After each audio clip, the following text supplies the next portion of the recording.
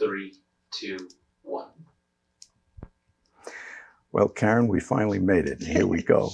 I want to ask you, for the record, to give your full name, including any middle name that you might have. My full name is Karen Ann Storjohann, and I live in East Islip with my husband, my son, and 4 cats. And 4 cats. And you mentioned that they're rather large cats. Yeah, none of them are petite. None of them are petite. Where did you get Karen from? Karen Ann? Is that... It's from my grandmother. She was Catherine Anna. Is this your mother's mother? No, or my father's mother. Your father's mother. Yeah. Did you know her? Yes. Ah. I was fortunate. I knew 3 of my 4 grandparents. Oh, that's fortunate. And that grandmother died when I was 5, and my grandfather from my mother's side when I was 9, and my last grandmother when I was 30. So Leiden lived a very long time. She was well into her 80s. What was your maiden name? That is my maiden name. I didn't change my name when I married. Is that right? Yeah. Okay. I come from a long line of difficult women. Bless you. My mother just added my father's name to her name. She was Edna Munson Storjohann. And when I married, Alex and I agreed that I would not change my name because I had already been working in the district. Well, I started when I was 20. I got married when I was 33, so I had already been working in the district a long time. All my licensing, it would have created a lot of confusion. And you had an identity with that. Right. Yeah. And I was very active in the union, and he was an administrator. So we just kept the 2 names separated. What's your husband's? Alex Werner. Werner. Okay, Yes. that's Yeah. okay. He's the principal of Twin Pines. Did you have a nickname or pet name growing up in the family? No. Friends? No. I got a nickname from John Meade in the district. I was very active for the union starting from my 3rd year in the district. And when I was teaching at Southwest, John Meade came over as principal. It was halfway through the school year. They switched John Meade and Frank Hall for a lot of political reasons that are not worth going into. I mean, water over the dam. But John came in, I don't know if you know John, but he was a military man. He had been shot down over France during World War II and had to play a deaf mute to get smuggled out of France. And that's somebody you really should interview because he's got some fabulous stories to tell. But in any event, he was at a principal's meeting, and Guy was superintendent at the time, and Guy was trying to run an idea by the principals that he wanted them to go back and get his teachers to do. And John said, well, that's fine for you to sit there and say, but I've got Tiger Lady in my building, referring to me.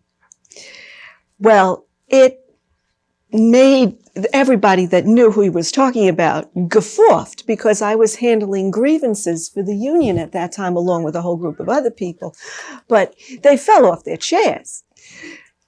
And it wasn't more than a day before the word got back to me of that story.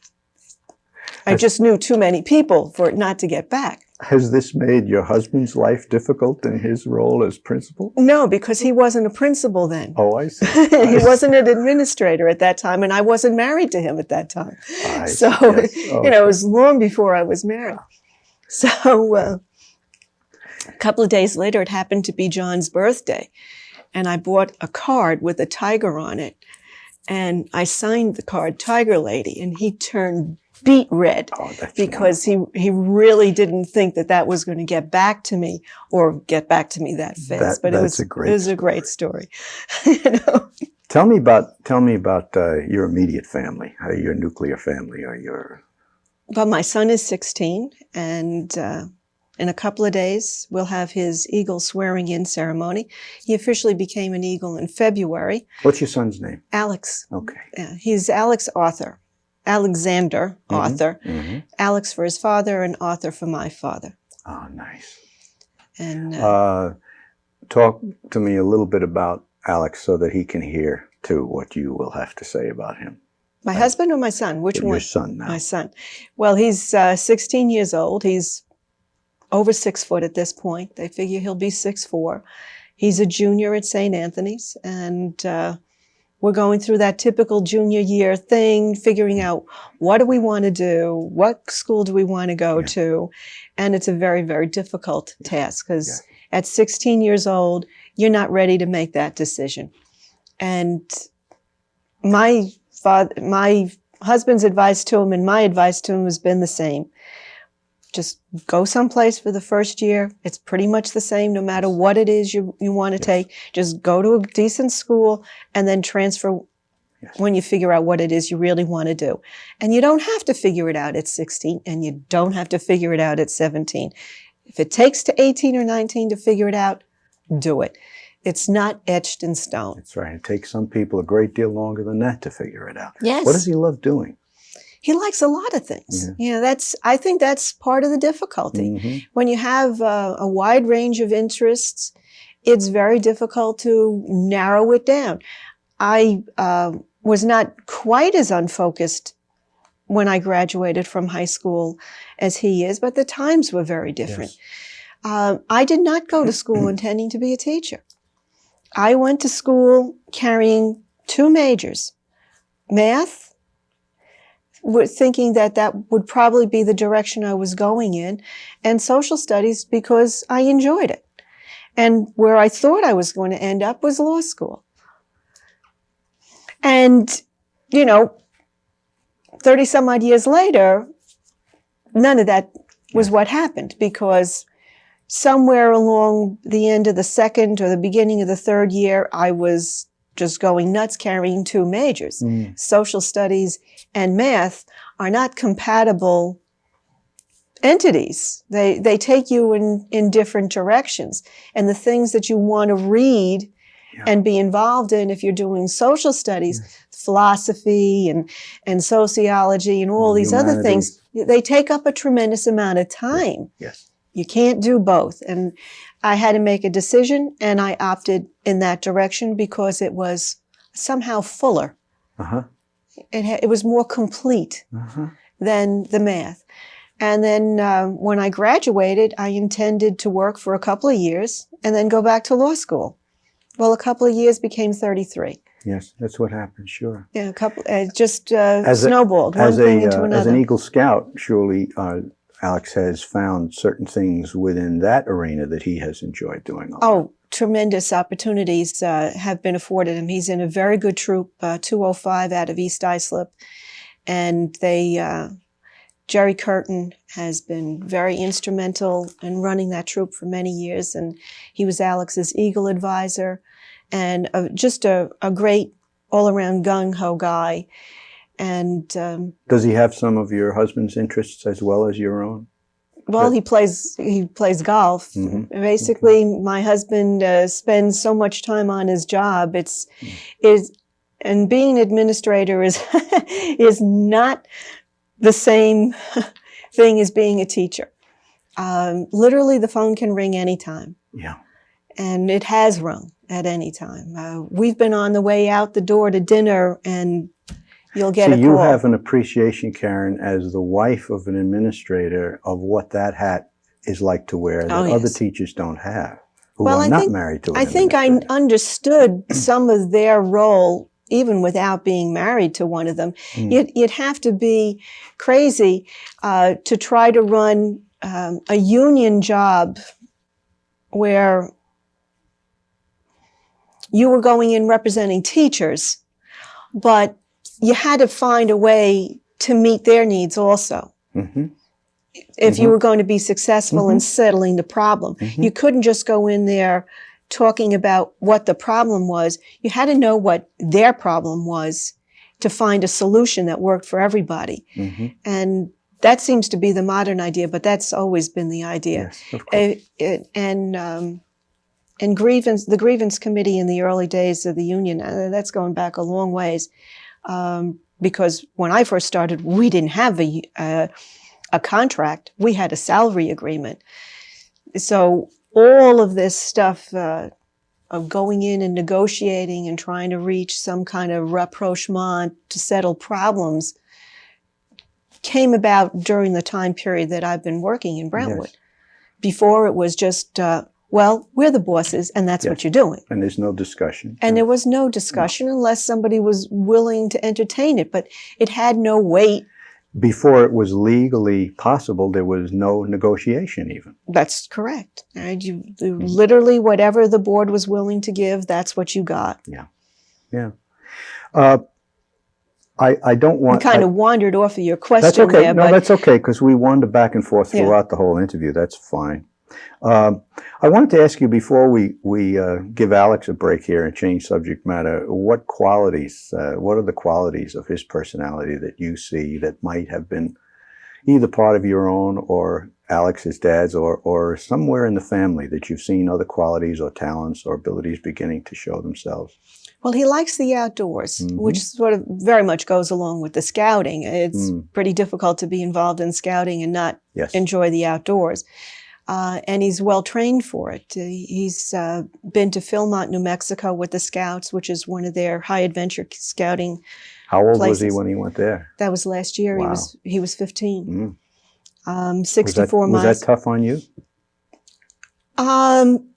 Yes and no. 64 miles hiking in the wilderness. 6,000 to 12,000 foot elevation. And what you've got on your back is what you've got. And he had a very good crew that he went with. There were 8 guys and 3 adults. And when they take you out there, and this is something that Jerry organized, Jerry Curtin. They took them first to the Air Force Base, and they spent a night there after their flight, and they were treated royally by the Air Force. They took them to the Olympic Training Center out there, and then they brought them down to Philmont, New Mexico. That's northeast of Santa Fe. It's near Cimarron. And it's mountainous. And it's literally the middle of nowhere. Wilderness. It's wilderness. It's wilderness. And they give them a briefing that covers, well, first of all, they go through their pack to make sure that they're not carrying any extra weight. Anything that's not necessary is put in a locker. They strip them down to the bare necessities. I can't imagine that wasn't a stressful period for you. Well, it would be worse if I didn't think he was properly trained for it. Okay. I was anxious, of course, Okay. because you're talking about scorpions, rattlesnakes, and bears. Yes. So what else could you worry about? Right. Falling off a mountain. Absolutely nothing. Yeah. You could also wind up with having altitude sickness. One of the boys on in the group, in fact, the biggest and guy in the group, wound up with altitude sickness. They had to bring him down off the mountain. Yeah. Because that's something you don't get out of. If you've got that problem, you've got it. Some of the demands of being a parent correspond, it seems to me, to being a teacher, in that there's a point at which you have to back off and let go. And let them fly. And let them fall or fly, one or the other, and then just trust that whatever has been there in the form of training or values, education, whatever it might be, that you trust them at that point. The ironic thing about this trip out to Philmont, just to come to some kind of closure on that, no accidents, no injuries to anybody, no snake bites, no scorpions, no bears, nothing. He came back, had a fabulous 2 weeks, had a week home, and then went out to Baiting Hollow for Eagle Scout camp. And this is a camp within a camp, because they're also running their regular Boy Scout camp, and they have Weeblos, which is the rank before Scouts, out there for short periods of time, day trips, that kind of thing. But he was there for Eagle Camp, and at Eagle Camp they concentrate on badges that you need to finish up for your Eagle requirement. So he was out there doing that, finished up his work, comes home after a week. I get a phone call that there's been 2 confirmed cases of malaria. Oh, dear. At the camp. And that I'll be receiving a letter from the Boy Scouts as to what signs and symptoms to look for. Meanwhile, I should alert my family physician, et cetera, et cetera. And fortunately, he didn't come down with malaria, but it was just so ironic to send him to Philmont to climb in the mountains with scorpions, rattlesnakes, and bears, and to worry about a mosquito. Yes. Right here on Long Island. And that was the week before the encephalitis thing started in New York City. So that sort of pushed the malaria out in Philmont, out in Baiting Hollow, off of the newspaper pages. Everybody was concentrating on what was going on in the city. But the health department followed up with that, because the incubation period is quite extensive on that. Strange. It was just ironic. Yes. Just ironic. Where were you born, Karen? I was born in Mount Vernon, Westchester County, New York. And when might that have been? That was 1944. So you were born right before the end of the Second World War. Yes. Do you have early childhood memories of those times? I remember a hailstorm before we moved out here, and while we were still in Mount Vernon. And the school was only a couple of blocks away. And I was in the schoolyard playing with my friends. Annie O'Connor was one of them. She lived right next door to me. And we were playing there, and huge chunks of hail started coming down. And our mothers came running to get us, needless to say. And we had to come home because of these hailstones that were so big. But that's one of my earliest memories of that period. Of that period you of were time. in school at that point, or you were of school age? I think I was of school age, because otherwise I would not have been allowed to go. That's why I'm thinking to the that far by myself. But I couldn't have been too terribly old, because we moved to Patchogue when I was 8. Okay. Do you have any memories associated with the war years themselves? No, I don't remember any of that. Okay. I was very ill as a child, so. Were you? Yeah, so it was not a period of time that I would have had a lot of recollection. I was one of the first people successfully diagnosed and treated for celiac condition. Tell me what that is. It's an immaturity in the digestive system. Oh my. And which you eventually outgrow. Not everybody, but I was one of the fortunate ones that did outgrow it. And they just had me on a very controlled diet, very limited. You couldn't have sugars and fats, which pretty much eliminates everything. That's right. I don't have much taste anyway. Yes, I don't have much of a sweet tooth as a result of that. How fortunate for you. Yes, I like very good dark chocolate, but that's about it in terms of sweets. But I don't know, it was Dr. Kessler, pediatrician in Tuckahoe, Westchester, that diagnosed me. Now, there was clearly no indication of this in the family, or there was no one else with a history of that? No, before that, children just died of this. Yeah. Wow. Because they didn't know what it was, and they didn't know how to get around it. And I was literally dying of malnutrition. Yes, of course. That is war-related, though, because I was hospitalized when my folks finally got me to him. He took one look at me, and I had the distended stomach that you would see on the kids from Biafra and things like that. He put me right in the hospital, and he said, we need somebody with her same blood type for a direct blood transfusion, and we need them now. And they just scoured the family. And my Aunt Anne's brother had just come home from the Italian campaign, and he was the same blood type. And they hooked me up, direct blood transfusion. So he was... Save your life. Yes, literally, yeah. Tell me about your mother and her family and her background, a little something about family history on your mother's side. My mother's parents were Swedish and Norwegian, So they met here, not there. Yes. That was not going to happen over there. But they met here because my grandmother's brother was aboard ship with my grandfather. They were sailors. Oh. Mm-hmm.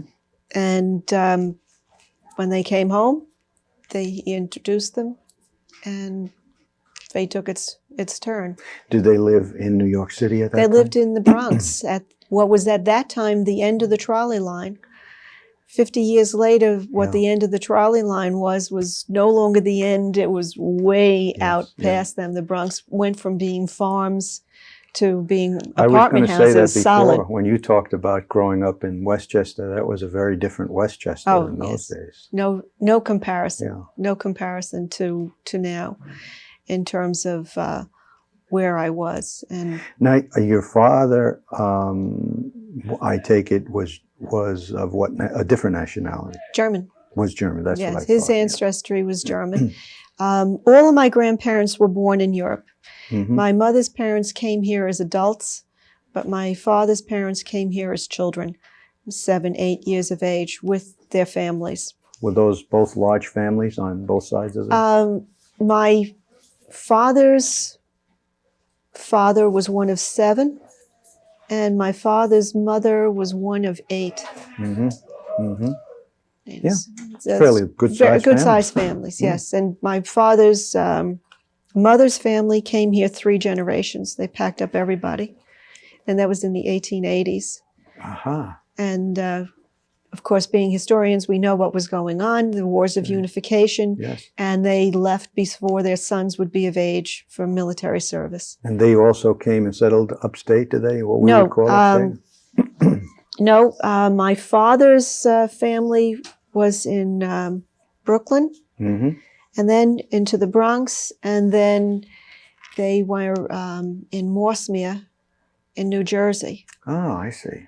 My father's grandfather on his mother's side were in an ornamental ironworks. And he did the original Madison Square Garden, the New Rochelle Courthouse, and places like that. It was his ornamental ironwork that went on to those buildings. He was one of the people that Stanford White hired for that kind of thing. So some of his stuff is still around, but not all. Of high quality then. Very high quality work. The craft. Stanford White didn't hire any slouches. No, this is a highly skilled craft. Oh yeah, this was beautiful ornamental ironwork. Was this something that was in the family, or did he? That was his business when he left Germany. I he see. just packed everything up and left. And brought it here with him. Brought it here. What did both your mother and father, in their own right, enjoy doing? My father was a fisherman. He loved fishing. That wasn't his occupation, but he loved fishing. That was his idea of heaven. Freshwater, saltwater, anything? Mostly saltwater. Okay. Mostly saltwater. Surf casting, and when he couldn't surf cast any longer, then down the dock, throw the line in for the snappers. Yes. Never gave up on the snappers. Yes. In fact, he was preparing his fishing gear for the season when he died. He's 91 when he died. God we bless. lost him 2 years ago.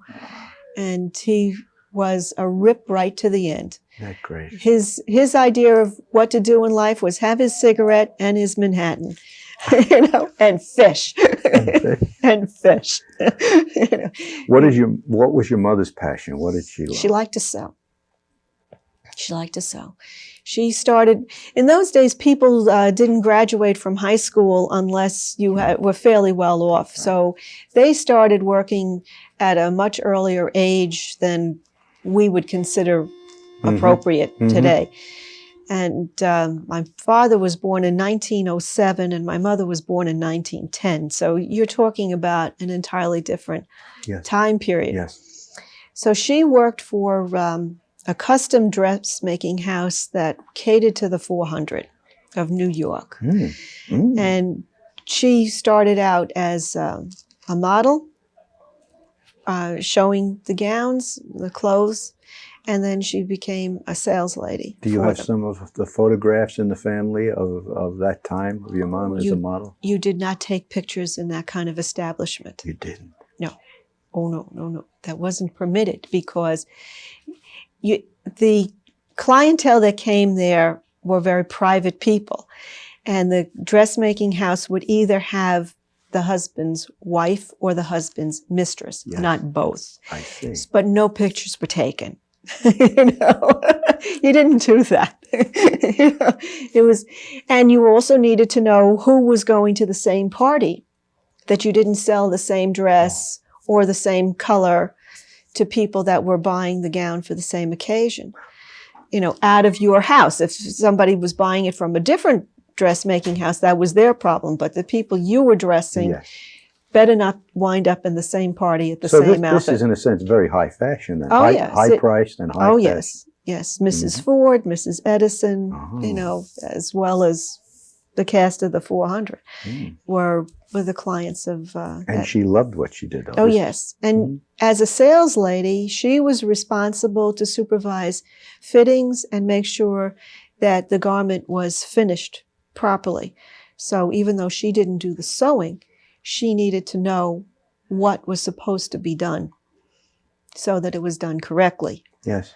It was very difficult to go shopping with my mother because she would turn a garment inside out and say, I'll bet. pronounce that it was a rag I'll bet. loudly. Yes. It was very, very hard. You didn't take mother shopping. Not if you were going to Macy's. You didn't take her there. Do you have any brothers and sisters, Karen? I have a brother. Mm-hmm. He's 16 years older than I am. And this is the brother who is coming to visit. Yes, he's coming in this evening from California, along with Marge. Great. For my brother. They're coming from Alex's Court of Honor. Okay. So it's, of course, he has entirely different memories because he grew up with them when they were young. Oh, sure. Yeah. And I was, when I was born, my mother was 35. So I saw them at an entirely different time of life. Span of their life. You were the baby of the Yes, family. yeah. Uh-huh. So, and no one in between. So, Now, and he's the guy with the wartime memories and so on. absolutely, absolutely. He was born as the Depression started. Mm-hmm. So it's an entirely different Mm-hmm. spectrum of perceptions. Oh, for sure. And he was in the service during Korea. So, you have an entirely different frame. And then my generation was in Vietnam. Yes. So you really cover a lot of span within one family. It's true because from one decade to the next, the Yes. experience, even though Yeah. it's the same family, is very, very Very, different. very different. My mother worked until I was born. So my grandmother, my father's mother, took care of Artie, Uh-huh. so that they could both What work. did you learn from your brother? What has he, by his example or his person, what has he taught you that you think is rather important? Well, this is going to sound funny, but my brother and I have only recently got to really know each other because he was out and in the service while I was still 2 years old. Mm-hmm. While he was in the service, he married. When he came out of the service, he went to Columbia. When he graduated, he already had 2 children. So you So have had we have very never- independent lives. then. We never lived under Yes. the same roof past when I was 2 so years that, old. That question really doesn't doesn't- apply it in the way doesn't- that I would think it would No, apply. we never lived under the same roof as brother and sister until far more recently. We've been able to spend a few weeks together here and there and really have gotten to know each other. So we didn't know each other as big brother and little sister. We know each other more as adults. Yes, I understand that. And he's a Okay. really great guy, plays a great game of golf, has a terrific sense of humor. Do you play golf? I play at it Okay. as All right. opposed to playing All right. it. you Okay. know. I learned how to play golf in college, and I have played since then. Uh-huh. And Okay. I've hit the ball fairly straight, but not too hard. Okay. And it's something I have to get back into.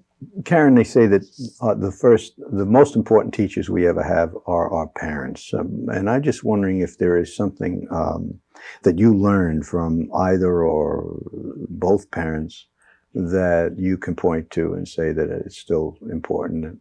Perseverance. Okay. Perseverance. Neither one of these people understood the meaning of quit. Mhm. Quit was not in the vocabulary.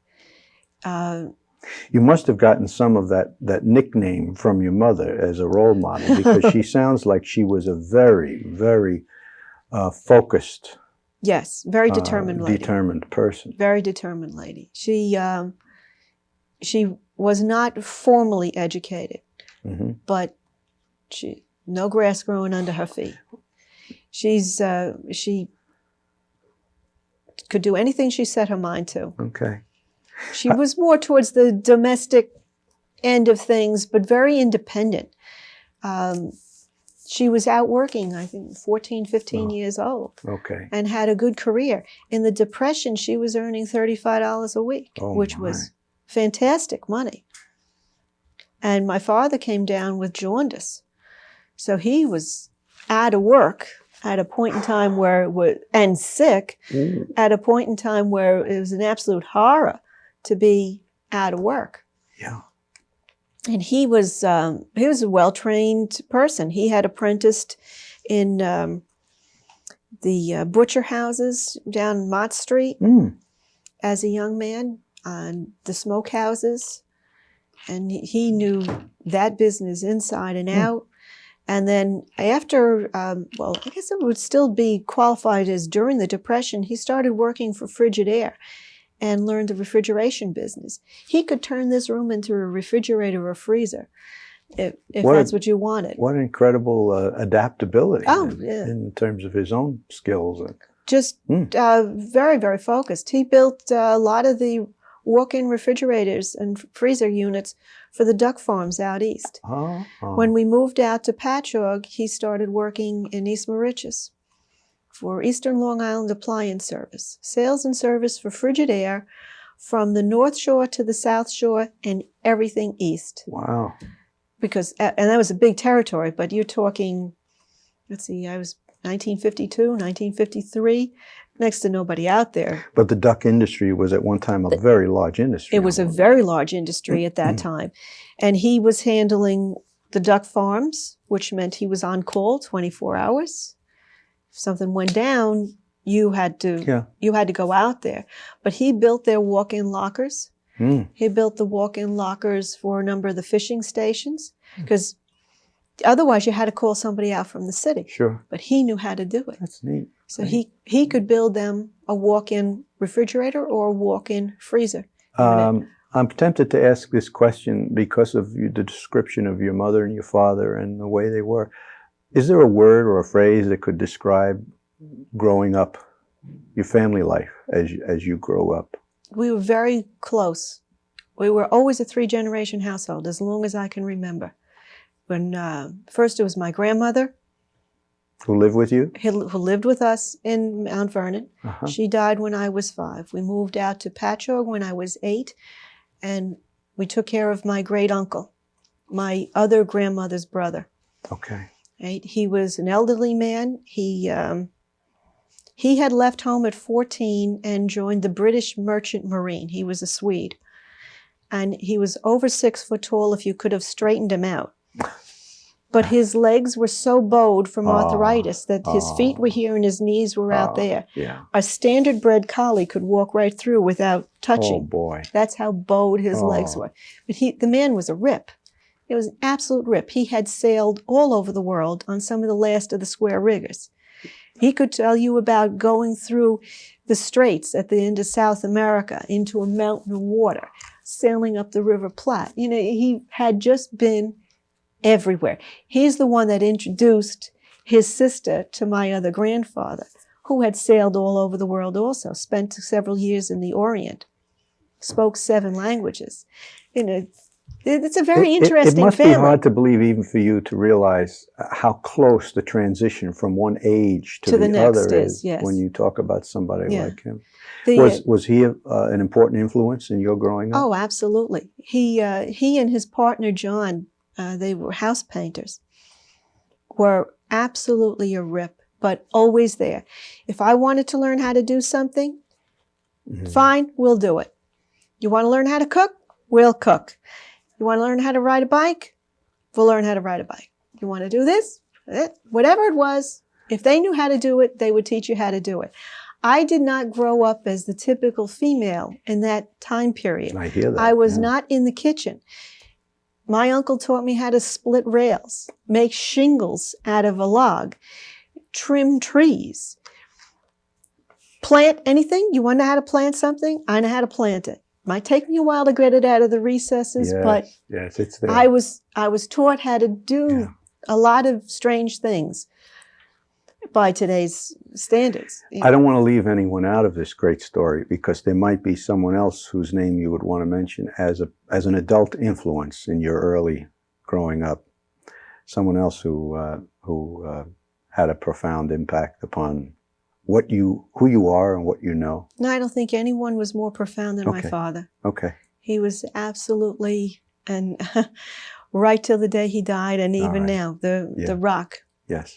Yeah, absolutely. How did you mentioned you weren't interested in being a teacher at one point. You didn't have any idea that you were going to go into teaching. No. Who influenced that career choice? Well, it's strange. I was recruited by a man who was a cooperating teacher he was a teacher in Brentwood. And he was working with Adelphi, and he Brentwood was looking for someone who had a strong and diversified academic background, but also had some flair for art.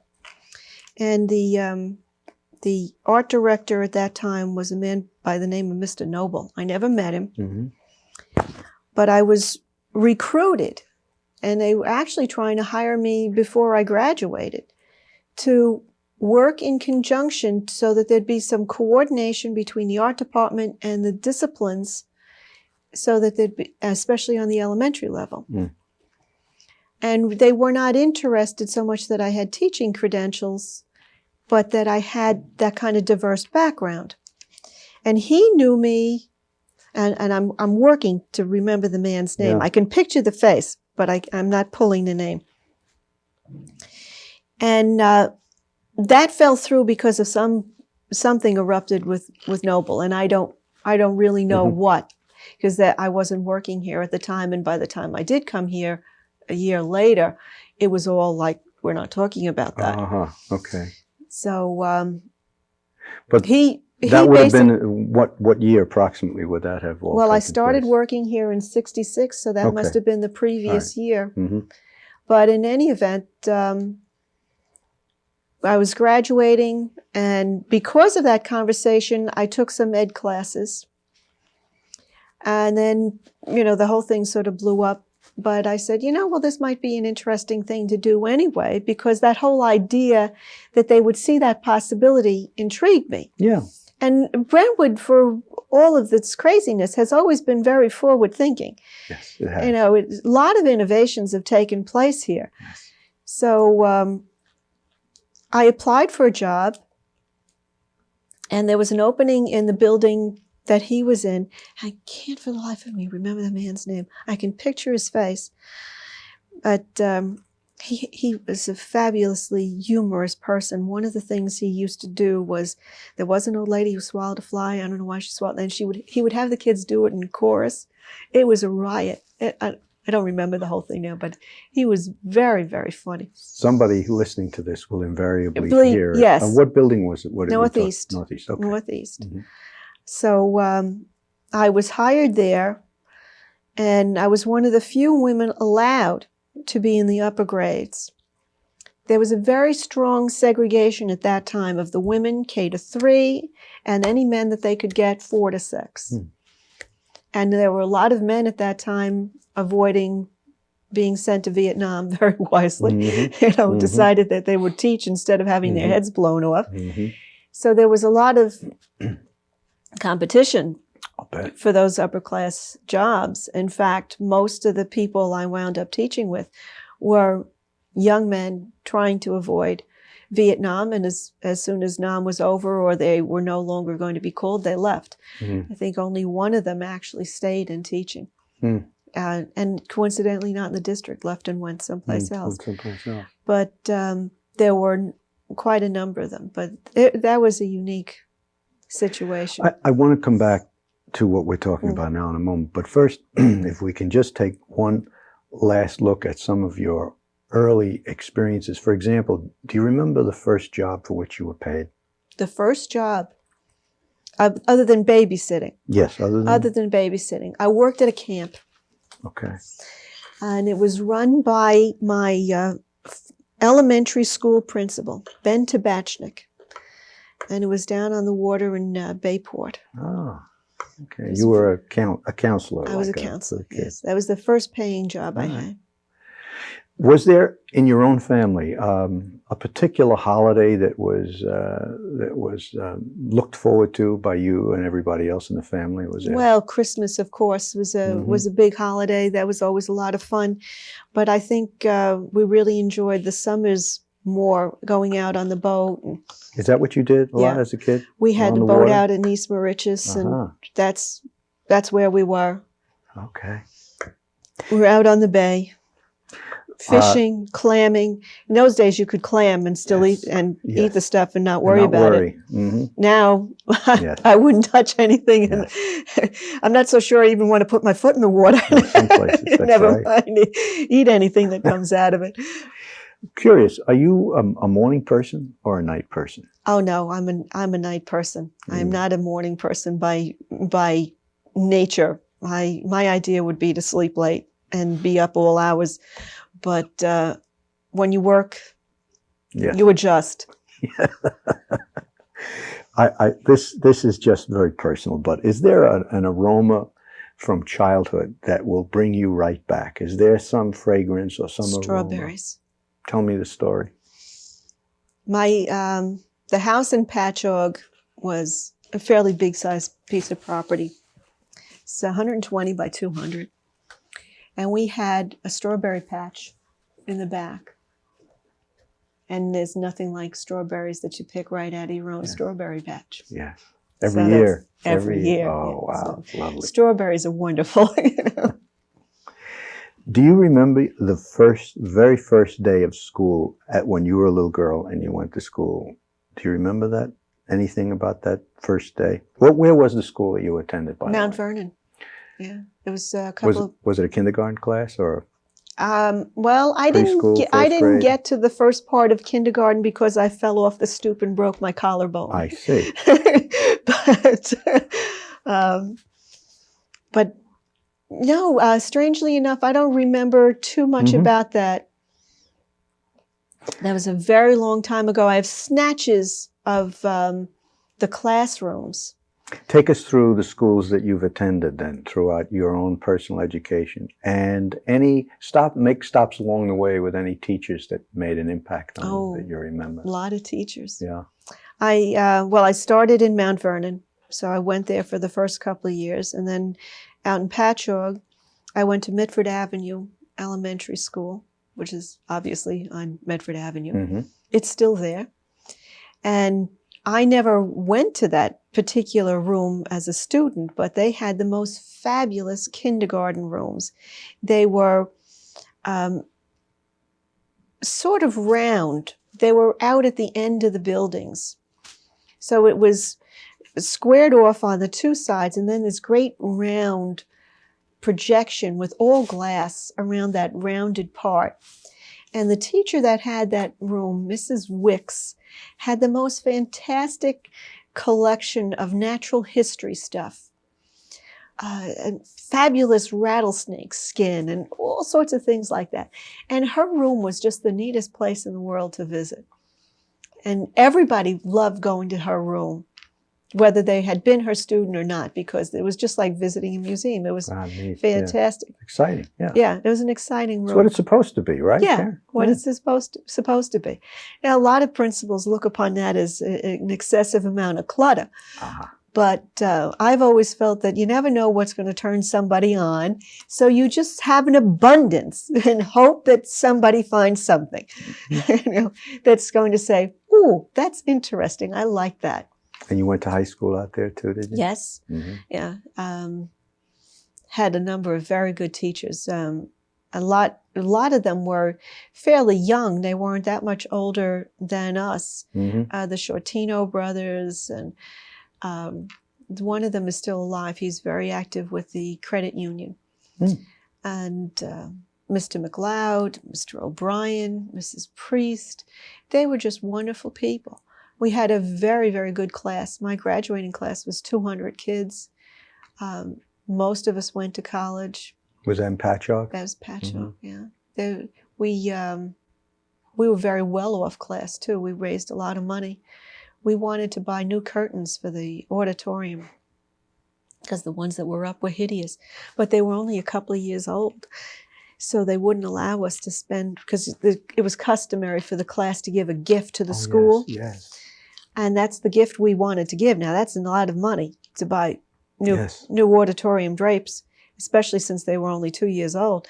And they turned us down. The other thing we wanted to do was pay for our own graduation to be out of the Patchogue Theater, which has only recently been made into the Gateway's new place in Patchogue, because it was always so hot to have it in the gymnasium or on the field. Yes. We wanted to pay to have it in an air-conditioned room, and they wouldn't let us do that either. So we kind of had a lot of money because we had been very hardworking. We had taken one of those old hot dog stands, and the boys that were in shop class refurbished it, put it all together, and we sold popcorn, and we sold hot potatoes and bags of peanuts and hot dogs and soda and coffee and cocoa from that concession stand at all the football games. Oh. We also sold corsages at all the football games, some that were in the home team's colors, some that were in the visiting team's colors. So we sold both sides of the aisle. Very entrepreneurial. Yeah, we knew how to make money. And we had a lot of fun doing it. That's wonderful. It was a great class. Where did you do your undergraduate work? At Adelphi. And your graduate work? Also at Adelphi. Also at Adelphi. At a time when Adelphi, if memory serves me correctly, really focused on the importance of developing good teachers. Yeah. I wasn't there as an ed major. I was my undergraduate degree is in history, and then I took graduate courses for my education license. Now, you had mentioned that when you came to Brentwood and why you came to Brentwood, that you were recruited. Let's talk about that period of time again. We'll get back there now and talk about the interview, if there was one. Who Charlie interviewed Black you? and Vinnie DeSimone. Do you remember anything that was said or anything that went on in the interview? The part that comes most to mind was that my legs were being interviewed, which I don't know that you want to use. But that was the thing about the interview that stuck me most. Charlie was a character and a half. He had been a gym teacher, and then they made him principal. And I used to think that was very strange that they would take a gym teacher. But I've since decided that if someone's been a coach and any good at being a coach, then it might very well be exactly the talent that's necessary to be a good principal. Because history doesn't really enter into it. Being a mathematician doesn't enter into it. You need good people skills. Yes. And if you've been a good coach, a successful coach, you probably can be a decent administrator. Neither of these people you mentioned had been active in the teachers' organization before they became administrators. I don't think there was much of a teachers' organization. There was just an organization, not a union. There was an organization. In fact, I think at that point, the teachers and the administrators were together in terms of negotiating for their whatever Well, as you said salary they before, got. it wasn't really negotiable. It was, Right, for whatever the most part, right. non-negotiable. Whatever Right. they said, that Whatever was it. you were going to get. It was they were together, and it wasn't until after there was a contract that they split into two different organizations. What are some of your recollections of those early years in the district? What you remember, impressions that you retain? Well, I think there was a lot of camaraderie at that time. And some of it was because so many of us were young. There were tremendous influx of young people into Brentwood at that time. We were having the first of the big booms in population. And so that... We're talking about the late 60s, 1966. Middle 60s, okay. Yeah, 1966. The other thing that was a big impression from those early years was Sam Weitzman. Sam was the building rep, and he was an old union man. It was just in his blood. And he would come around and collect the union dues, which were small enough that you could take it out of your pocket in those days. And he was the one that promoted the idea of unions and took care of the new people. He sat down with every single one of us and he said, are you a saver or are you a spender? Which is kind of a strange question.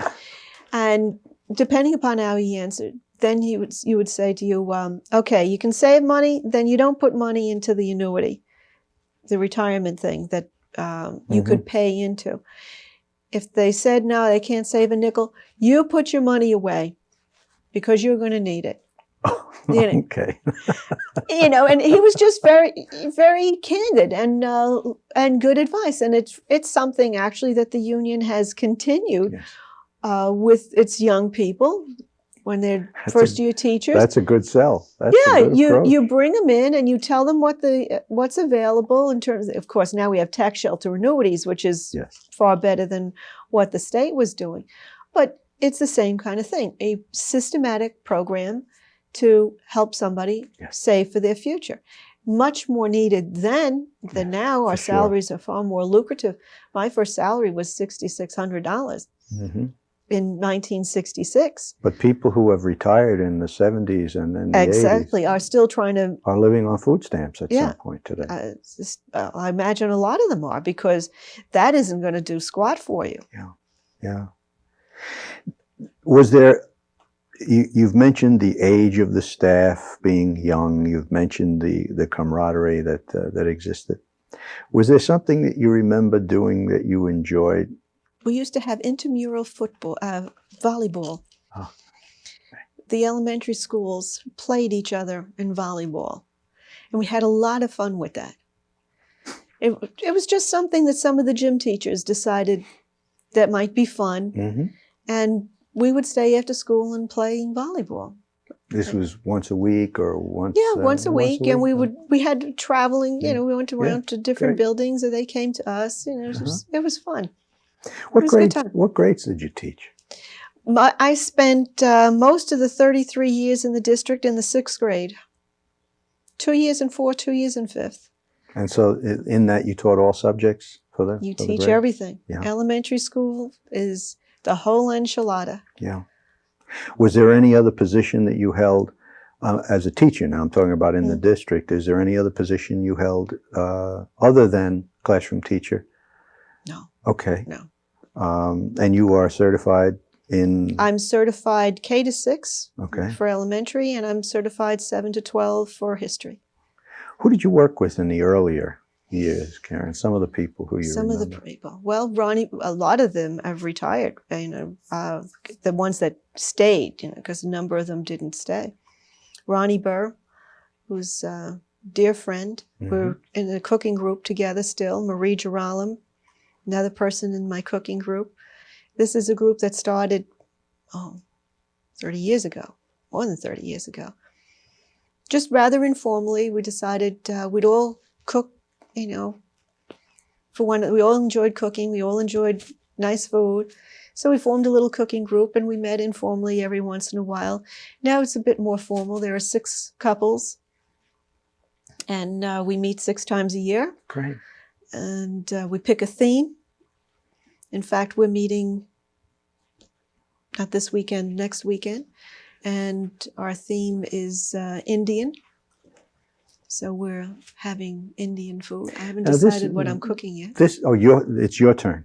No, each of us cook. Oh, each of you cook. Yes, we do it a little bit differently than Okay. most cooking groups. The host and hostess are responsible for getting the table together and okay. all liquids. Mm-hmm. So from cocktails to coffee, Mm-hmm.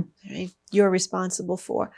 And then the 5 courses are brought by the guests. What a great idea. Yeah, it works out very nicely. We have that a answers super a time. question that I've asked a lot of people, and the question being, is there any contact? Have you maintained connections with friends that you work with? Yeah. And obviously you have found a way to really do that. Yeah, well, it's a long-standing group. You bet. Long-standing group. I have a reading group too that comes out of East Middle. That's we meet a couple of times a year. Karen, were there other assignments, activities, programs, involvements other than the BTA? Because we're going to talk about that too. But were there other things that you did that you that were important throughout the 33 years? Well, I think some of the other things that I worked on grew out of the BTA. Like I was on curriculum council. Okay. I served on the sabbatical committee for a while. But I think that's where I first met you, on the sabbatical committee. And I served on curriculum council as another place I met you with Maslow Toffler, with having that program approved. And when you sit in this chair, that's certainly something we're going to discuss. Yes. But so, and then I served on the committee that put together the middle schools. There were the transition from the junior high to the middle school. concept. Yeah, we worked on that for, I would say, about a year. The year before it happened, the summer, I had to put this so that it makes sense. The summer before the year that it was going to take place, we sat down at Central Administration and we had a group of mostly teachers, just different teachers from from the junior highs, teachers from the elementary school, guidance counselor, so that we could hash this out. What should it look like? What should its goal be? What did we need to be concerned about in terms of having this mesh? Because as an elementary school person coming into a secondary building, there were going to be a lot of changes. And we did not want to be treated as second-class citizens, nor did we want to act as second-class citizens. And that was a very important consideration, that we not create a differentiation in staff, that what was source for one was source for the other.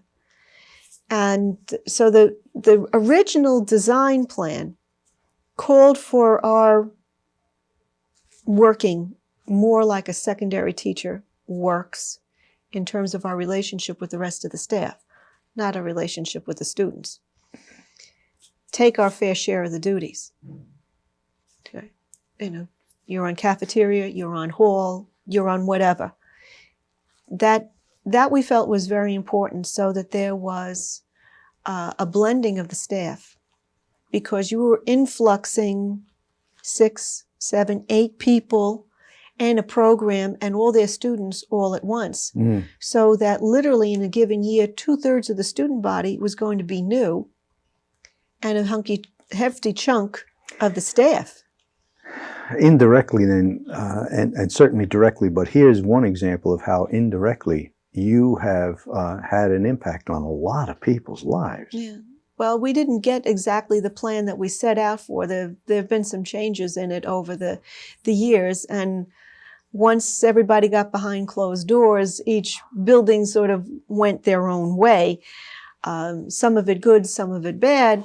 From my perspective, from your perspective, yeah. I think it would have been much better.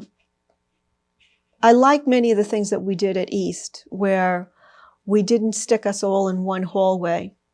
We were kind of spread out. Were you there with Steve Howland? No, Steve retired the year that at the end of it being a junior high, and Ross came in Ross at the came in. beginning of it being a middle school. Okay. So you had a change of administration, change in the direction of the building, all happening at the same time.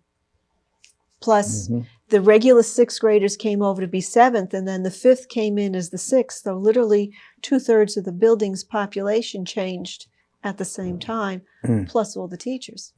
Major changes. Major changes, yes. And Philosophically as well as... and an administrative yeah, change at yeah. the same time, too. Yeah. Mhm. And very difficult for everybody. Yeah. Yeah. Because some people went to the freshman center, some people went here, some people went there. So it was just jointing for a lot of people. You came into teaching as everybody comes in by their own route, so to speak. But you came in not really directing yourself. I mean, just kind of happened. It evolved. You became a teacher. Do you have any thoughts about teacher preparation, therefore, in terms of how people are prepared and what happens when they get into the classroom? Well, I think some of the idea that I hear now being voiced is probably a good idea, that people have a major in a subject and take their education courses afterwards or concurrently, but they need to have a grounding in something, some discipline. Subject matter area. Some subject matter area, whether they're going to be an elementary school teacher who teaches everything. Yes. I mean, we don't have a choice about that. Yes. Although in sixth grade, we do divvy it up a little bit. You don't have to, you can't teach everything because they wanted it a partnership.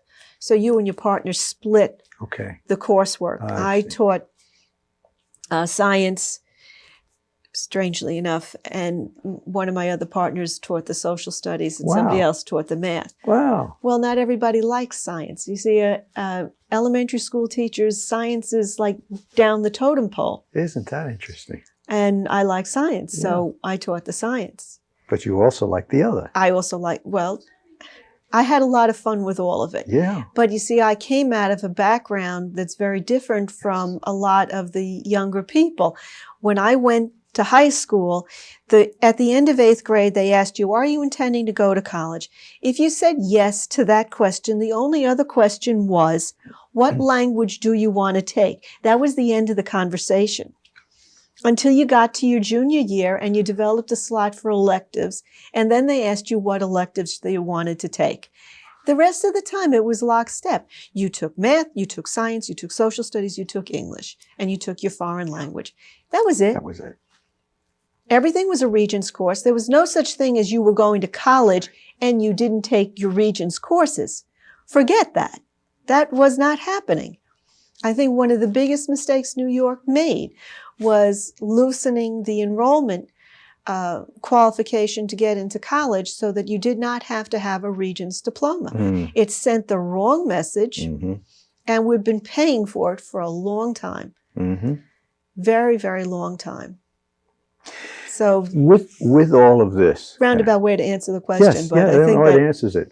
With all of this, and you've heard me ask this question of other people as well, your job description certainly defined the parameters of your responsibility in a classroom. But how did you define your own purpose? I thought I was basically there to expose them to something. Give them an idea. Give them something to think about. Not just give them information, but give them something to chew on. That there was a relationship between what we were doing and what's going on in the real world. That this is not just something we're learning here in the classroom to fill the hour. It's something that really relates to what's going on in the wider spectrum. And with science, so much of what is happening, global warming, air pollution, endangered species, it all comes back to very basic science and how we are intertwined with those very basic things that we're doing. If we don't do them carefully, it is not just the spotted owl that goes, we go with them.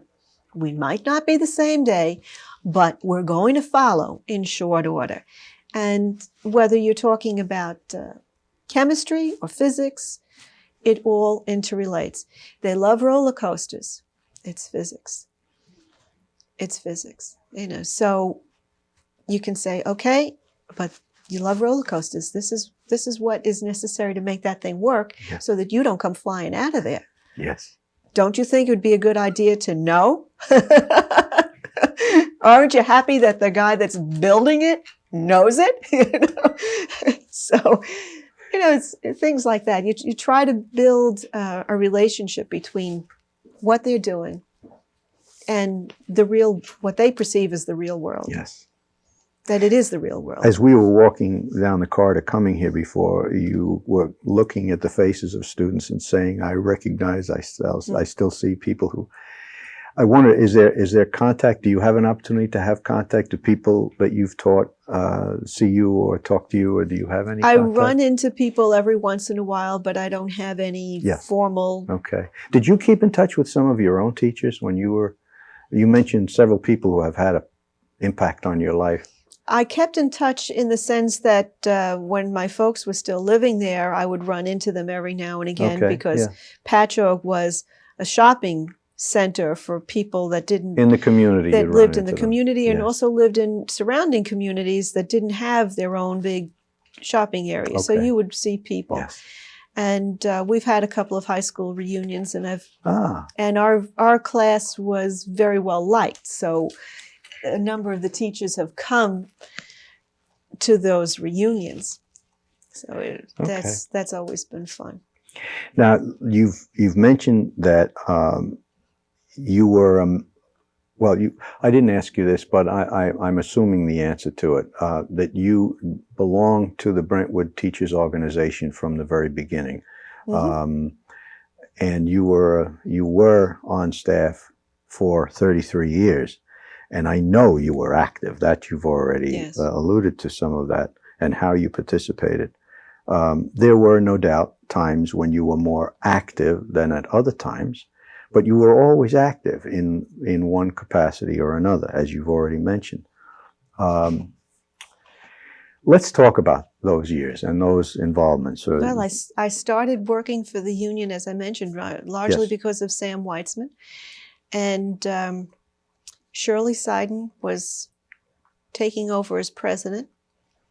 And Shirley and I happened to live in the same apartment complex. I think it was my third year of teaching that I moved to live in Brentwood, and I had an apartment alongside of Hemlock Park School, which is a Bayshore mailing address, but it's in the Brentwood School District.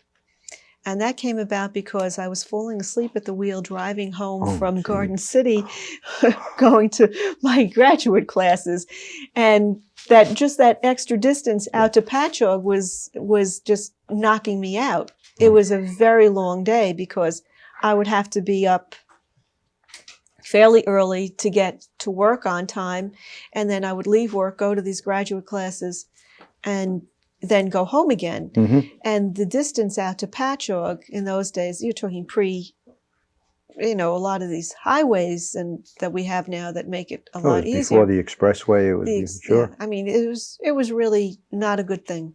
So I moved. Mm-hmm. My father wasn't happy about that, Yes. but that's a whole different story. And so Shirley was president of the union, and I was working very closely with her, and those were the early days. I remember being in her apartment, and we were standing there cranking out mailings to the community over on a mimeograph machine. On the mimeograph machine over our contract and things like that. And it was really a very unique time. Since Shirley and I lived in the district, we used to go to the school board meetings because as community residents, we would have the right to speak. Yes. And it would create a lot of stir. We would walk in the meeting and they would be sitting up on stage and someone would catch the fact that we had walked in and the elbow would go across the stage. Oops, they've arrived. Now, was she president at that time? She was president, at that time. And that kind of got me started. And I was working on grievances. It was Sam Weitzman. And Karen, that would have been the late 60s? Late 60s, yeah. Okay. And Edie Tom, Yes. she was Edie Tom then, instead of Edie Welsh. Yes. And it was a good group of people. And we had it was a very different kind of thing then, because everybody was doing volunteer work. And everybody was working towards making the union accepted and viable. I don't think that the union president position was, no, correct me if I'm wrong, was there a paid office? No. There was not. No. This was all volunteer. No, it was all volunteer. You worked your full day. The perk you had was that you worked more hours. Yes. At the end of the year, we had an executive council dinner, which the union paid for. That was the biggie. That was it. That was our big treat for the entire year. For hundreds of hours of work. Incredible. Mm-hmm. This is a great story. Shirley's out in Phoenix, so you're probably not going to get to interview her. So I'll tell this story for you. She was president of the union, and she was teaching at Southwest Elementary School. And Dr. Nanini needed to speak to her. So he called the school, and they said that she was out on the playground doing playground duty. And he said, never mind, I'll drive over. So he drove over, parked next to the playground, and was walking across the field to go and talk to her. Now, people were not as visible in those days, so no one knew who he was. So the office was called that a strange man was on the playground. And he had to go over and have his conversation with Shirley, with people running out of the building to find out who this strange man was, because, of course, only women were on the playground. Yes. And here comes this great big man. But there were a lot of strange things that happened in those days because we were so young. I think that's when it started becoming realized that it was almost necessary for it to be a secondary person as the union leader, because their schedules could be juggled.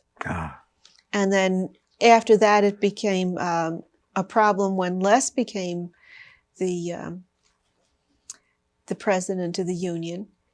We had already gone to having some release time for the president, but that was easy to do when it's a high school person, because you manipulate the schedule to accommodate that. Not so easy. Not so easy with an elementary teacher, because what do you manipulate? Where do you manipulate these kids to? Yes. Because they're with you. Yes.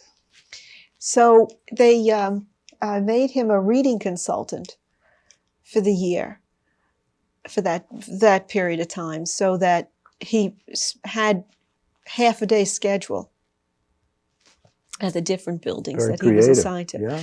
Well, it was a means to an end. That's because right. by that time, the union responsibilities had so evolved that this was now part of the contract, that the president had released time to do all this work. And truthfully, the problems in some respects had become bigger. We were no longer fighting the battles that got the union where it is. When did it become a paid position? Was that after Jack? Was it after Jack Zuckerman was president that it became I believe so, that's when the honorarium started. I think under Jack, what we did was pay for his phone, the extra phone line into the house. Mm-hmm.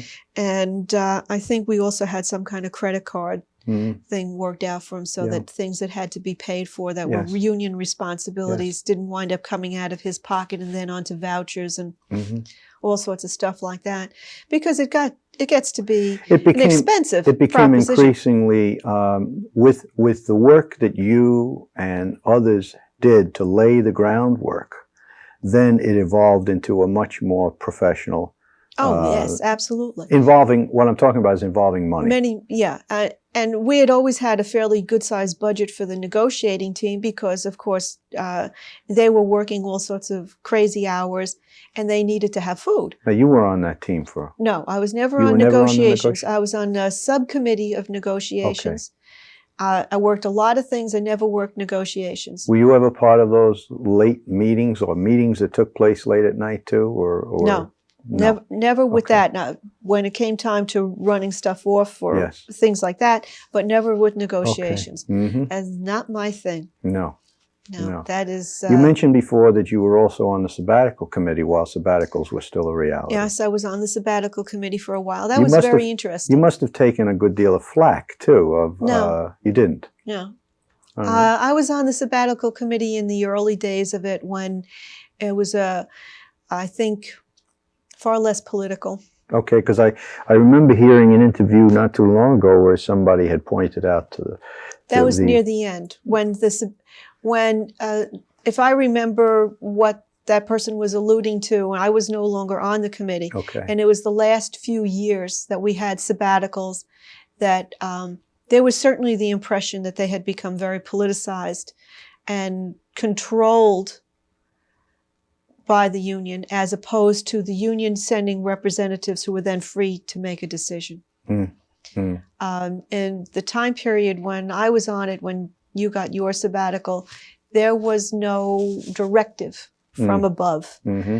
as to who was to What get a decision sabbatical. should be made? Right. Mm-hmm. You got a blanket set of information, and if additional information was coming to you, it usually came from Jack Finan, who had privy to things that we wouldn't Okay. have had, who was the head from the administrative standpoint. And certainly he gave information that helped Okay. clarify how things were going and directions maybe that should be thought about. I guess, and again, I'm very naive when it comes to these specifics, but my sense is that it became very costly to the district to have sabbaticals, and Districts, they became very costly. even though it was a very valuable thing to be able to give teachers. Well, you see, I think part of the problem evolved there. They came in tandem. When it was apolitical, you got one set of results. When it became politicized and wasn't necessarily for something that was going to benefit the district closely, then where's the point for the district? So I think the two sort of rolled together and it became less desirable from the district standpoint to have this. So then And it became more expensive as our salaries went Sure. up, truthfully. eventually it just became a give back, Right. and for which we received something else, I assume. Well, I don't know what we received, because usually when you see a contract, you don't see it lined up. Yeah. Only the negotiators would know what the quid pro quos were. Okay. You know, which hand was traded for what. You know, and sometimes you found out after the fact. One of the things that particularly annoyed Shirley and I was that the curriculum council went out of the contract. And for reasons that were mystified. I mean, there was nothing that we could point to, because it didn't have a dollar value on it at all. What was the reason that this came out? So we went and asked Guy, why did it come out? And he said, I just felt like being ornery. You know? He was just in a mood and said, I want, and got it. Huh. But he could do that. Yes. Because I remember you were working, there was a lot of work involved in the curriculum council. Yes. From the perspective of people like yourself who sat on it. There were many, that was many hours. that was very interesting work, though, and a lot of fun. You got to hear a lot of interesting things that were going on in the district. And it was really, I thought, important that we had an active voice in shaping the direction of the district. Mm-hmm. And that we, as teachers, were not just having something handed to us, that we were Participating in the participating in the choices. Mm-hmm. And we still do participate, but that committee functions at the largesse of the superintendent and the school board. It is not in our contract. Guy had promised Shirley and I he would put it in the contract before he left, but of course he died Yes, before yes, that happened. He didn't anticipate leaving the way he did. absolutely not. No. What should we be talking about as we discuss the BTA? We should talk about the union and the evolution of the union, and your part in it and our part in it. What should we be talking about? What should we mention that we haven't already discussed? I don't want to leave anything out if I'm overlooking. I think some of the things that we accomplished in terms of getting respect for teachers, that's a very big thing. And I think part of the reason that we have the respect up and down the line is that we've been able to send from our ranks. All the administrators have come from our ranks that have been successful in Brentwood. The few that they've pulled in from the outside have not been big hits. They haven't made it. They didn't know how to work with the community. They didn't know how to work with the teachers.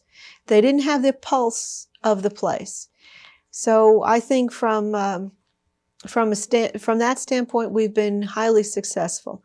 We've not only improved the position and certainly our salaries and our working conditions, which is the typical role of a union, but we have also been successful enough that we've promoted from within our own ranks for every administrative position, up and down the line.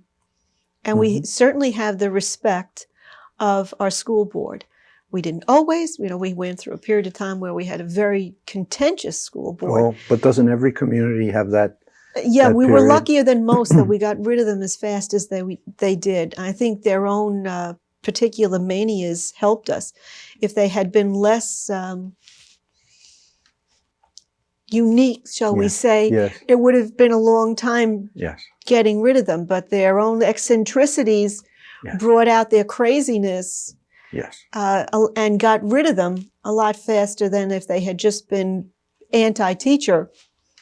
They had other problems. I think part of the lesson there is that some people don't realize that when you purposely court media attention, you also have to take the other side that comes with that. Yeah, they might catch you at a bad moment. Yes. Was there ever a time, Karen, that you depended upon and got organizational, that is union support for yourself personally? Was it? Absolutely. I don't think you get any place in this district if you don't have the support of the union. And everybody has to feel that that support is there. And I think that's very important that all of our teachers understand that union support is there, 100%.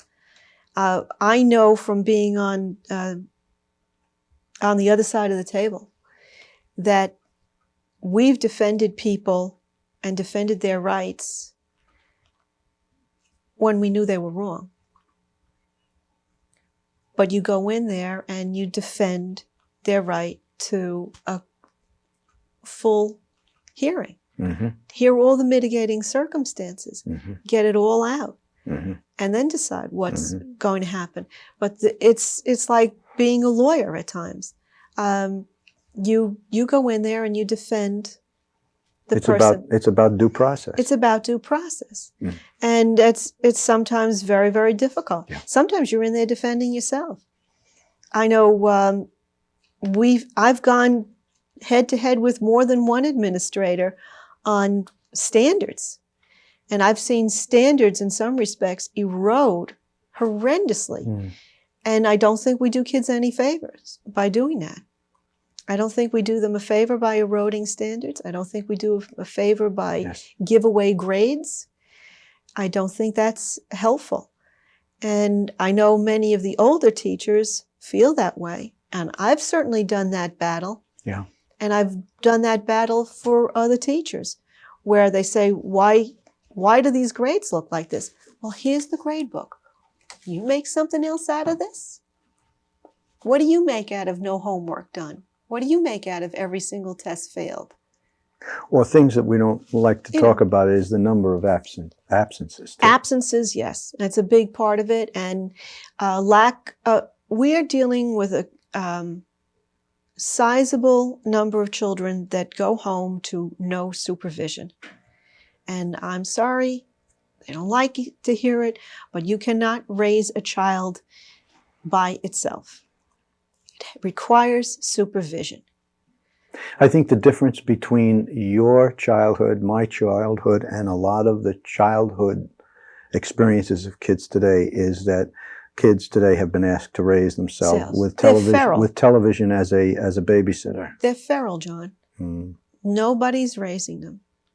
And well, our culture, our society is paying for it dearly. Yes. We have a hedonistic society.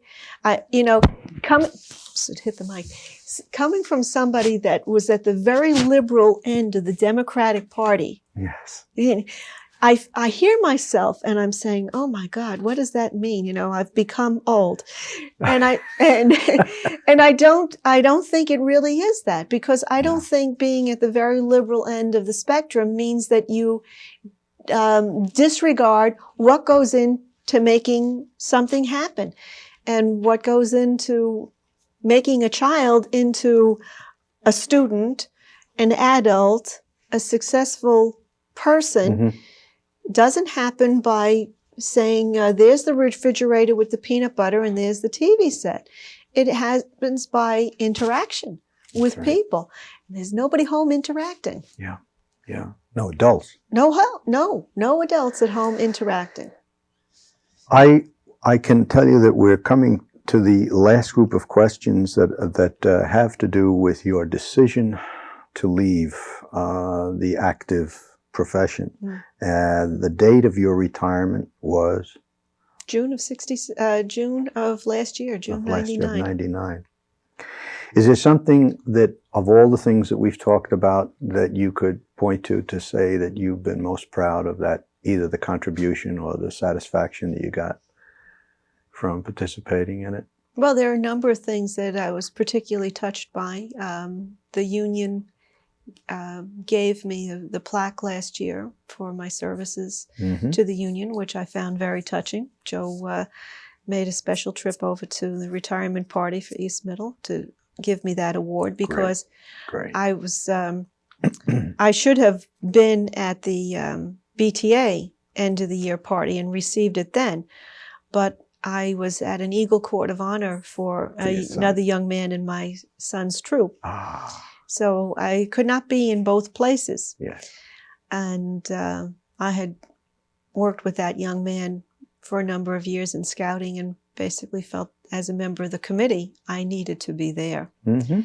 And so Joe came to East Middle's retirement party to give me my plaque. So that certainly is something that I'm very touched by, that the union gave me that recognition.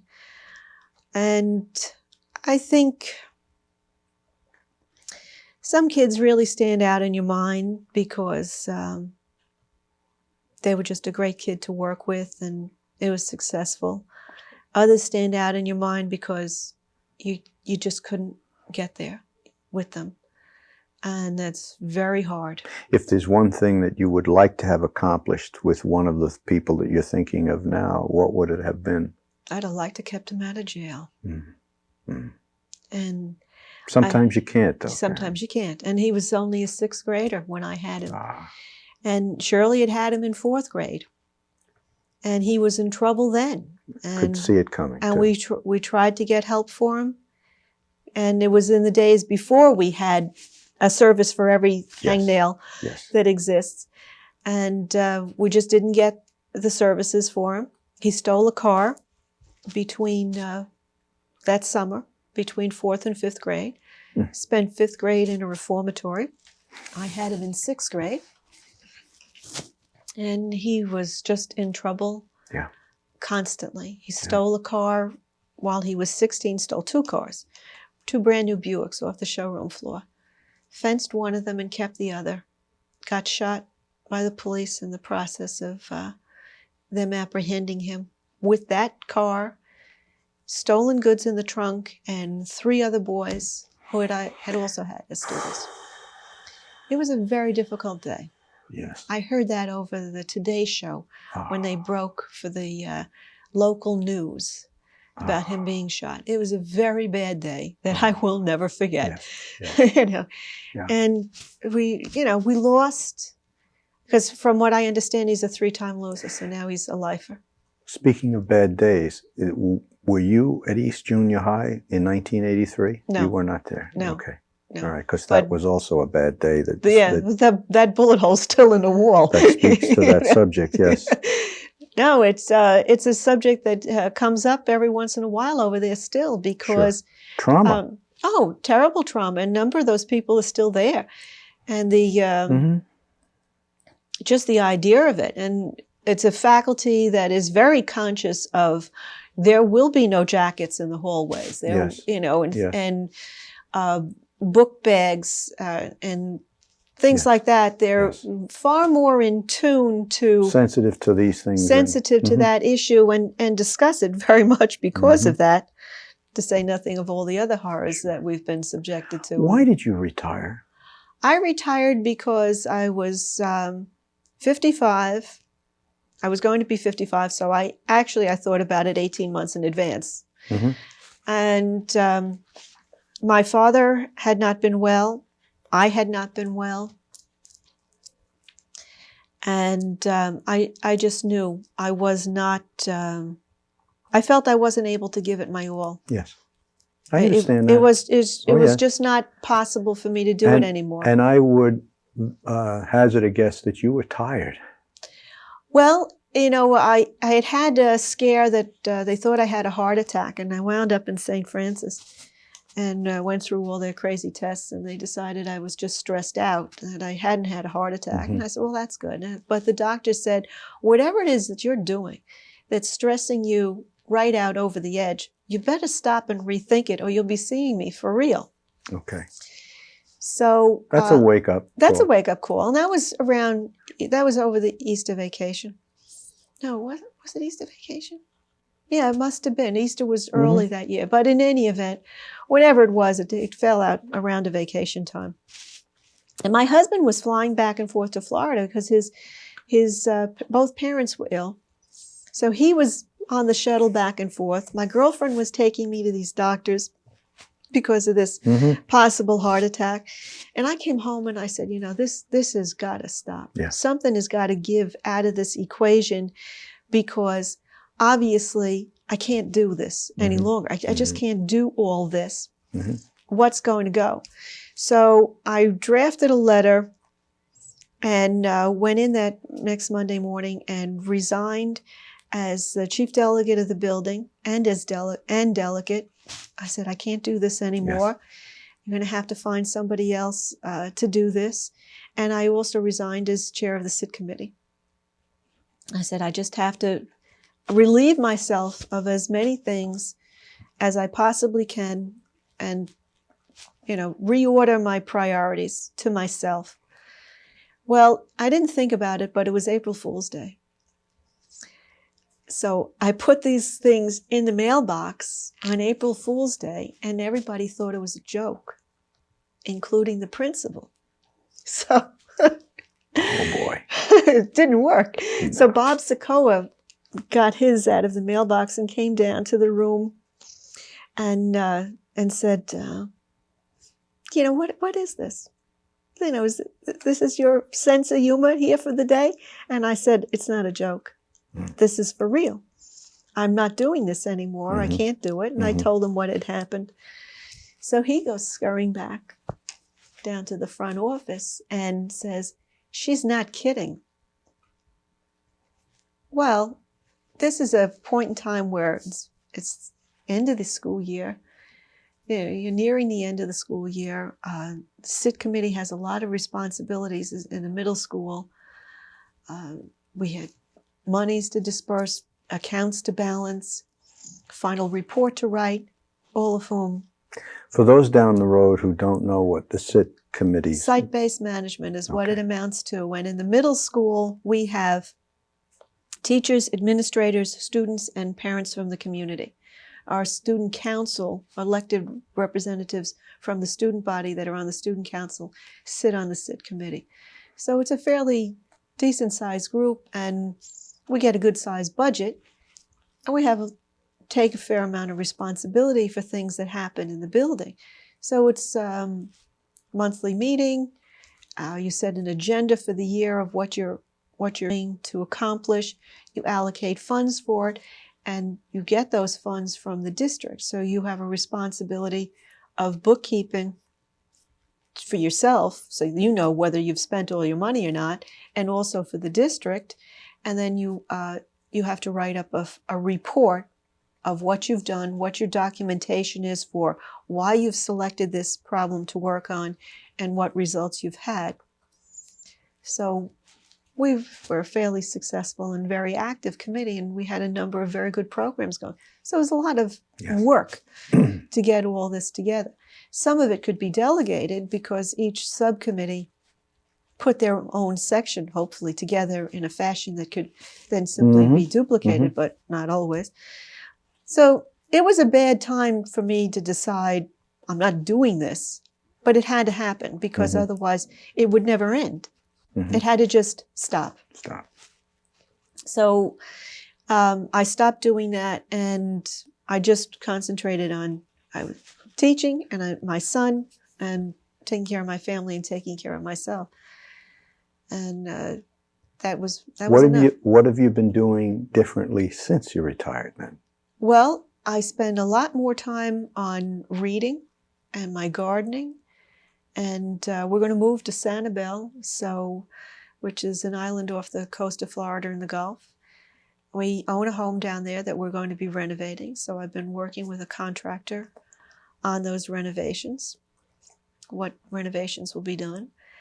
Sounds like a wonderful way to be spending your time. Absolutely. Absolutely. It beats the devil over getting up at 5:45 in the morning.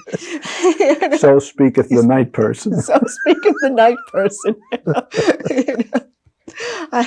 I was never in favor of being up before the sun. My idea was go to bed with the sun coming up. But is there anything, given your life to do over again, is there any choice that you would make differently? Well, I think probably the one thing I would think about doing differently is having more children. I was 39 when my son was born, so that was really pushing it right to the edge.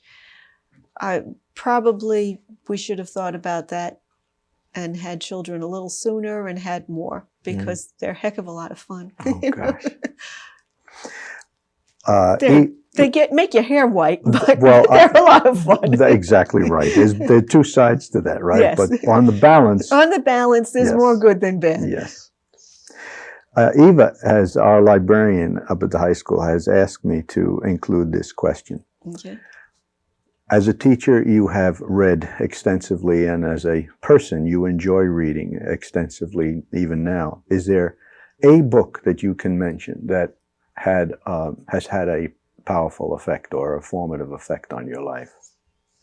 Well, probably not in that particular sense, but formative in a big worldly sense. But one of my oldest memories is of my father reading Sherlock Holmes to me.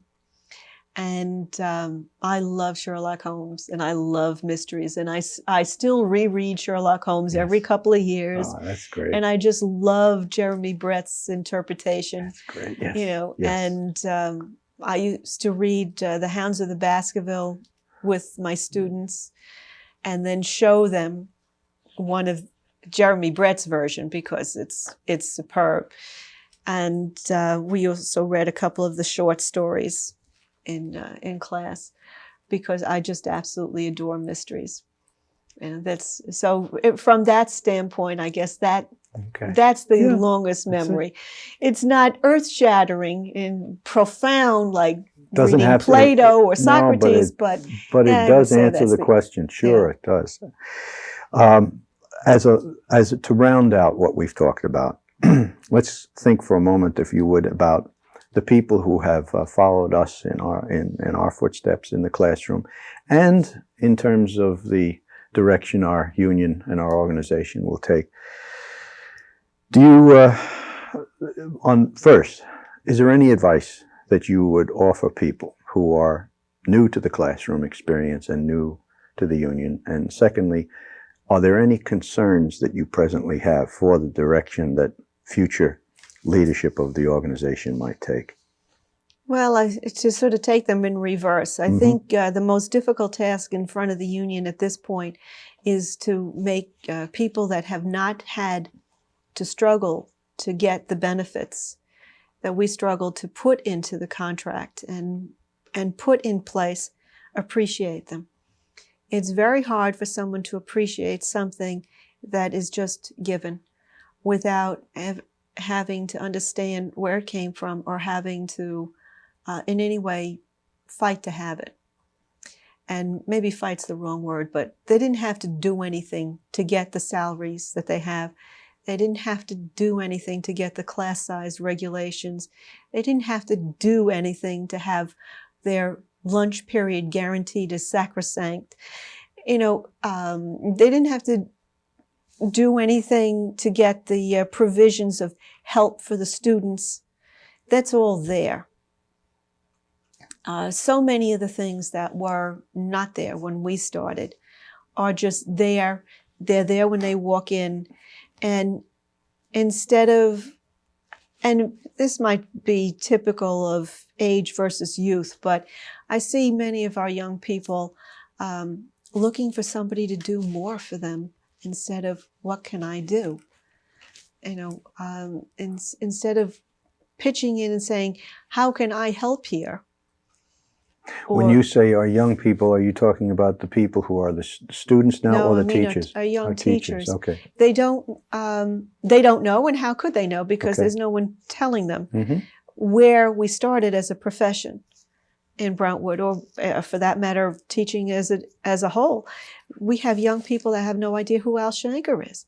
Yes. Now, which is a horrifying thought to someone in our age category. Or Guy DiPietro. Or right. Or Chuck Puleo.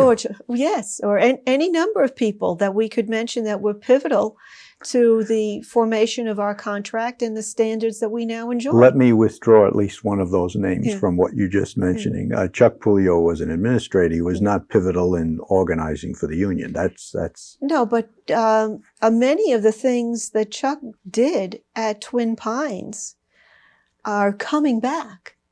The cycle goes all the way around. And we didn't get into it at all in this conversation, but I think one of the big mistakes the district has made and is in the process of rectifying it was they demolished their reading program. It absolutely destroyed it. We had a wonderful reading program. Then we went through a phase of whole nothing, I always called it, and because it was just totally unsuitable for our student body. Just wasn't going to get the job done. And now we're in the process of reversing that whole disastrous decision and bringing into effect a really solid reading program. If you don't have a good reading program, your whole ball of wax is gone. It's gone. A school is dependent on its reading program, and that starts in kindergarten. And if you undo that, you're sending a ripple up the whole stream and going over the fall without the barrel. It's just disastrous. And I've been here long enough to have seen that. I saw a good reading program. I saw it totally destroyed. And now I see a change back in the direction of having a really good, viable reading program. And a lot of that innovation that's now coming back, you can look at Chuck's school. He was doing it years ago. So he was first and foremost an educator. Absolutely. And then later on became no question about it. Wore other hats. Well, he was an administrator even at that time that I'm talking about, but he knew what was going on, and many of our older administrators did. They understood that reading was first and foremost. That has to happen. That's what an elementary school has got to be about, first and last. Do you have any concerns for the future leadership of our organization? I think that the union is up against the same thing the teaching is up against. We're going to be handing the union over in very short order because all of the leadership is of an age where they certainly are going to be thinking about retiring in the next couple of years. we're handing the union over to people that were not there when. And as a result, they don't know the history of how these things have come about. They possibly don't even have the sense of value for them, for the same reason that I already spoke to. Mm. If you are not in on fighting to attain something, if you don't have to work to get it, if it's just handed to you, you value it less. You don't understand what you've been given. That might be where Plato comes in. Mhm. You know, Mhm. coming from the well-ordered Yeah. state, they did not know how to choose. You know, so that, you know, it does all come full circle, and I think that's the big concern. Will they be able to make that transition? Speaking of coming full circle, if you were now sitting in my chair and about to ask you one last question, what would it be? God knows, I have no idea. We've been all over the Mm. map. I think in terms of something we talked about, and I really didn't, you know, we sort Yes. of drifted in and out. I think one of the things that was important in moving the 6th grade to the middle school was that we got much better schedules. And I don't mean that just from a teacher standpoint. I mean from a teaching standpoint for the student. Mm. Our day at the elementary school was becoming so fragmented that it was impossible to get a half an hour chunk of time to teach anything. We had LRC, ESL, bilingual, math lab, reading lab, speech. I think I've covered it all. All as pull-out programs. And they were done without consideration for what else had to happen, namely teach. And certain things, when kids were pulled out, you were not supposed to teach these certain types of lessons while they were gone. So you had a constantly revolving door. And some of these programs were mutually exclusive. So if you were, say, going to math lab and reading lab, you were not an ESL or bilingual student. Oh. So if these things were clustered, you could have had the people that were going out of a given day going out at the same time, so that the rest of the day you had your class in front of you to teach. Instead, I brought my schedule the last year I was in the 6th grade to that middle school meeting that we were having. And I showed them what a piece of Swiss cheese I wound up with as a week. That one of the things that had to happen was that we not wind up with this in the middle school because it precluded meaningful teaching. And that was something that we were able to eliminate because the kids were pulled for these other programs in different ways. They were scheduled differently, and that was a big boon. I think the biggest thing the district could do to help elementary schools out, besides the reading program Mhm. being really viable, is to do something about scheduling the day so that they don't have this Swiss cheese, because I think it really mitigates not getting the job done, not being able to be thorough. Well, there's got to be a certain relief at this point in you being able to say to yourself, it's no longer my problem. Well, yes, but my husband still comes home with it. Okay, yes, so it is. Oh dear, oh You dear. don't escape. You can't escape. You don't escape that easily. He has 2 more years, and then we don't have to listen to this stuff anymore. But it's he has a sympathetic ear, though, because well, you know. can you imagine? You know, in the last few years, I really did not want to talk about school when I got home, and that was part of how I knew. Other than the things that were funny, I really found myself wanting to turn it off as I pulled in the driveway and not think about it. I would bring my paperwork home. I'd prepare lessons at home at times. But basically, this had to be there, Yes. and here Separate. had to be here. Separate and apart. But Okay. my husband would come home, Yeah. and he would vent about Right. everything under the sun.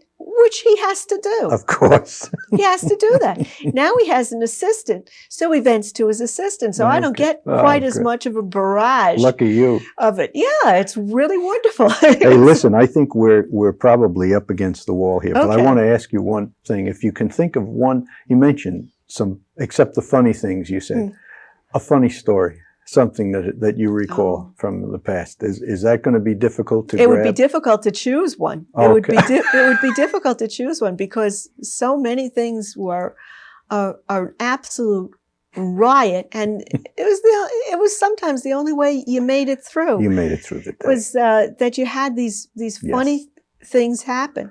Well, if the fact that you can't grab one right here and now, that's no, okay, because there'd be so many. they're yours. You can draw them when they pop we up. started out with one with Dr. Nanini. That's right. That was certainly That's right. a funny story. Karen, I can't thank you enough for the time that you spent doing this. I know that one of these days, very shortly, I'll switch places with you, and you can sit on this seat and ask me all the questions. But for today and for now, on behalf of all of us, let me thank you very, very much Thank for you. being a part of it. I enjoyed it. It was a kick.